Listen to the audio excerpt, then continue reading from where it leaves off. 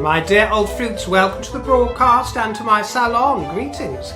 Come and join me as we get a bit jiggy with it, my dears. Let's get stuck into it, and I will be getting stuck into the Duchess of Sussex in just a moment. Not literally. That's Harry's duty.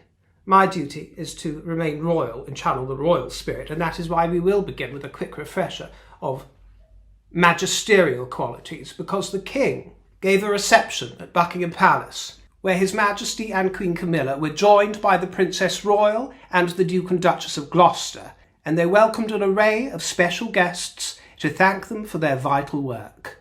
The reception also marked the anniversary of 4 global charities: International Health Partners, Shelter Box, Islamic Relief and Christian Aid.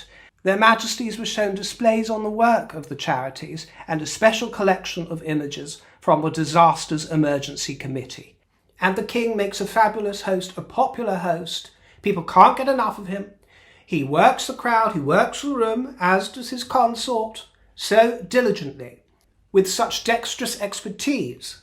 In fact, he reminds me a little bit of myself. Yes, he does, my dears, like honey for the bees, honey for the bees. And keep your beehive away from me, Meghan and Harry, because your appeal seems to attract swarms of flies towards your great big stinking piles of manure.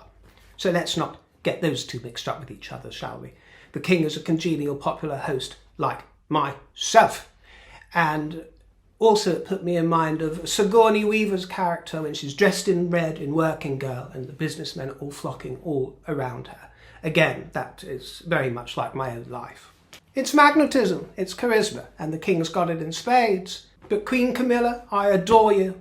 I really do, and you're doing a wonderful work, and you look fantastic, but I am so fucking bored of all those blue frocks. Blue, blue, blue, blue, blue. We love the blue. They match your eyes exquisitely. You work them very well, but we'd love to get our teeth into something else. Maybe a little bit of a pattern here and there, a little bit of a different design. I'm getting a bit bored with the same old, same old. Maybe we'll have to get our Angie Kelly back on board. What do you think, my dears? Let's bring her out of retirement, shall we? Should we drag her out, our agent high heels, and see what she can do for Camilla? Well, the Duchess of Sussex is in a pickle and in a jam, and she is the preserve of rotten fruits, isn't she? How dare she muscle in on my act with all her fruits out on the table? That's my act, darling. That's my gig. Get your own gig. Get your own act. Do you understand? I've brought the old golden pear out for those that have asked. The golden pear will continue making appearances. It's the motto, the emblem of this channel, and always will be. So it'll continue coming out here and there in various contexts. But I was reminded of it because I had pear jam for the first time. I was in France very briefly last week, not even overnight, and I picked up this jam in the flavour poire. The brand is La Trinquelinette, or Tranquillinette, but I couldn't resist it. I think there are a couple of stockists here in the kingdom, not too many. No, I'm not being sponsored. I just wanted to mention it to you because I saw all the fruity flavours that it does. There are things like Mirabelle plum and various cherry, figs, all of the usual, blood orange, blackberry. So some nice flavours there to discover, and I really enjoyed it. Oh, pear on buttery toast. I've been toasting rye bread lately. Lashings of butter and then just a little thinly spread poire, jam or confiture. Delicious. Meghan has a new Instagram account, especially for her brand, as ever, was never. And the name of this account is As Ever Official, all one word, which puts me in mind of a sever from dignity, a sever from quality, a sever from all that is decent, a severing from family. Do you see the undercurrents of this? A sever, and a very severe consequence for these two. A sever official, an official sever. From the 12th of never. You're warmly invited, she says. As ever, it's me, Rachel, coming spring 2025 to a cinema near you. I've got the starring role on this stage. Yes, ingenue is back. In my mid-40s, I'm making my debut as the ingenue. Eat your heart out, Deanna Durbin. I'm the Deb of this season. She loves the announcements, this girl, doesn't she? She loves to announce things. The fanfare, the bugler, the town crier, hear ye, or hear ye, whatever it is. She loves to trumpet the upcoming projects, because I've been securing deals behind the scene, and I've been giving Sigourney Weaver a run for her money in Working Girl, and I've been showing them what an executive does. So she loves to show us all her plans. What's burgeoning, but how many times do they actually come to fruition? Well, the orchards would tell you all about that, because there is no orchard anymore. So what happened to those fruits of that season? Gone. Rotted. Her entire career has been a series of announcements. Even roping Harry into announcements about his wife and press releases about the paparazzi getting onto her and how they have to leave her alone from the very first few seconds that she appeared into our vision and papers wrote about her. Go figure, as they've done for every other royal in history.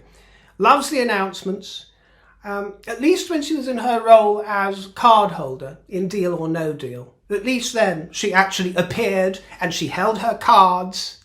That very difficult role that she played, she held the cards up with a great big broad grin, and she did it with gusto, didn't she? She did it. We can't take that away from her. She actually fulfilled the premise of that job, and she got through it. Well done, Meghan, but we haven't seen anything of the like since then.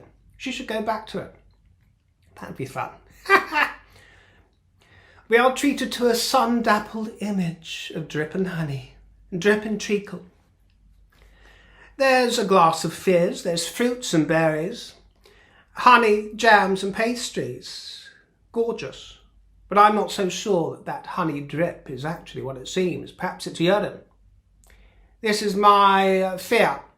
Urine, because she pees on our legs and she tells us it's raining. Hence, warmly invited. Maybe that's why we're warmly invited to this new expedition, because the water or the liquid she pours is warm that we're stepping into, because it's urine. Because it is a puddle of urine. So I warmly invite you into the warm waters of my pish. How absolutely vulgar. From memory lane to the memories I'm making today, she offers us. Actually, I think she's been inspired by my tip jar corner segments, don't you? I think nostalgia, memory, the corners of my mind. That's my domain. Why is she always muscling her way into my domain, my gig? More contrivance. Contrivance, isn't it, my dear? Everything's so carefully placed. Controlled. The control freak in this collage that is about as natural as her handwriting. The handwriting sums it up, doesn't it, my dear? And this is the part where it actually becomes really quite obscene for somebody who is married to the fifth in line of succession. We are shown one of her notes that says, "I love you with all my butt." I'd rather you didn't, Meghan dear. I'd rather you didn't love me with all of your butt. I'd rather you didn't. I would say heart, but my butt is bigger. I won't argue with that. You cannot make everybody happy. You are not a jar of Nutella, she tells us. Move over Plato, because we've got a potato. Move over Hume, because we've got a legume in the house. All the great philosophers of the world can move aside, because here we've got somebody who tells us what we need to know. Aristotle? No, be off with you. We have Archistotle. Socrates? Well, we've got Harry over there, haven't we? Wise old hippie Harry. Socrates, we've got scrotum knees. Descartes has upset the apple cart, and we've got the orchard of the Riven Rock. And as for Kant, I can't go there. No, you're not Nutella, Meghan. You're not a jar of Nutella, you're a jar of nuts. You are a nut case, and that's why you're known as Nutmeg. Which actually, I think is a rather sweet and affectionate nickname, Nutmeg. But not in this context. You're a jar of nuts. That would be quite a good name, a drag name for the Duchess, wouldn't it? Nutella Markle. How about that? There's old Markle. Hi, Nutella. Nutella Lawson. That's it, my dears. Nutella Lawson. We are shown a glimpse of a jam jar cover. Oh, she loves all of this jam, doesn't it? Because jam is my jam. I think we all know that. Prototypes for her raspberry spread with a white ribbon. But of course, everything is a story, isn't it, for the Duchess? So, not to spoil the ending for you, but everything is gonna be okay. Everything's just fine in Meghan's kitchen. Eat your heart out, Martika. There's a new girl in town. In Megana's kitchen, baby. I'll make the noise and you bring a smile. I'll roast a chicken and go the extra mile. Happiness looks gorgeous on you. Is this a sequel to Pollyanna this girl is about to come out with? She is the Pollyanna, isn't she? The Pollyanna of villainy. You've got to give it to her. There's something almost camp about it, but not quite. Not enough to be fun. Nigella Lawson, she is not. Nigella Lawson is not trembling, my dear. A real woman of the kitchen. Not some middle-ager who is perpetually running round in her mother's high heels. Figuratively speaking, you understand. She is like an 8-year-old, isn't she? Playing dress up and inviting round. She's still like that girl that we've seen footage of her as when she was very young, holding a birthday party for all of her friends and dressing up as, guess what, a princess with a crown and a tiara, whatever it is, still living out the fantasy. I'm having a party, a birthday party, just for my favourites in the class, and we're going to wear crowns, but I'll be the princess. I'm going to send out invitations to my favourites and I'm going to give them numbers. I'm going to number them, send out jam and cookies in my special calligraphy handwriting with curlicues. It's all so immature. Can you imagine?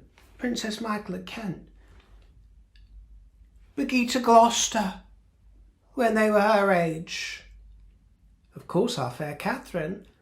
But any number of royals, any number, even Fergie. Maybe not Fergie. Yeah, even Sarah Yorkie. At this age, parading around as if she's in fancy dress at a 6-year-old's party. So embarrassing, so cringe. Stay close to people who feel like sunshine, she says. Well, don't come crying to us when you get burnt, Meghan, and covered in sunspots. There is ephemera on display that was made by Prince Archie and of Sussex. There are some photos and there is a shopping list, just casually written off the cuff as you do, you know, in that calculated style. And there's a peacock to emblemise the fact that her husband peacocks it about all over the place. He's peacocking, because he's a cocky little boy, cocky little prince, and I'm going to cock it here and cock it there, and you're not going to call me little Todge, because maybe I do fancy I todger here and I todger there, and this prince todgers everywhere, but I can peacock too. I can peacock and spread the wings and the dandelion affair. My husband, I'm so proud of my peacock. But everything has to live up to her fantasy, which she admits that she's aspirational for, doing everything to the very best of her ability. Everything as beautifully laden as it can be. You know, what does this woman wipe her arse with? Presumably silk napkins embroidered with gold and the Archewell logo on, the M, the big curlicued M for Meghan for her arse wipes. Well, of course, the proof of the pudding is going to be in the eating, isn't it, my dears? And initially, I'll tell you, and I could very well be wrong, some of you think she won't sell a single crumb to anybody. Well, I think that because of the interest paired in tandem with her show, which is, of course, an advert, a great big billboard that she will have via Netflix to peddle her wares, I think that initially sales will be healthy enough to look respectable. Because it piques the curiosity even of those who aren't in favour of Meghan. Several of you have told her that you want to go to her pop-ups just to see what it's all about, or try some of her preserves. I probably will have some dispatched to me at some point. I don't begrudge her the custom, whatever. But that doesn't guarantee a long-term effect. And she's got a lot of people that are wanting their payday from this excursion. It's not just her. There are so many people and parties involved in this. So will the products stand the test of time? This is the quiz. Perhaps, perhaps not. We haven't seen or tried them yet.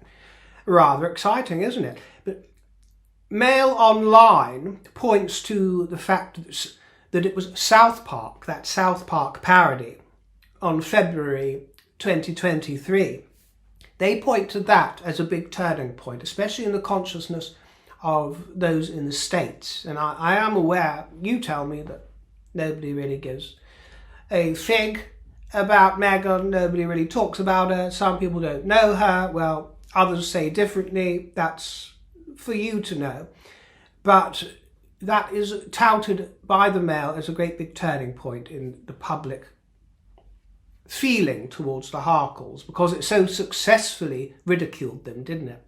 It was a really clever way to get the point across that we had all been making for a very long time, with success, I have to say, but this projected it to the minds of those who weren't really that interested in the royal story anyway, or on the periphery, or might have just watched the Oprah interview and taken Meghan's word for, oh, maybe they are all racists and bigots and really cruel. Well, this put a big spin on that, didn't it? And turned it around, which was wonderful. It was wonderful. Their ludicrousness and their entitlement and their privilege was displayed to the world, you see. And they were put, and their motives were put under great scrutiny from that silly cartoon, which was wonderful. The privacy tour and all of this, my dear.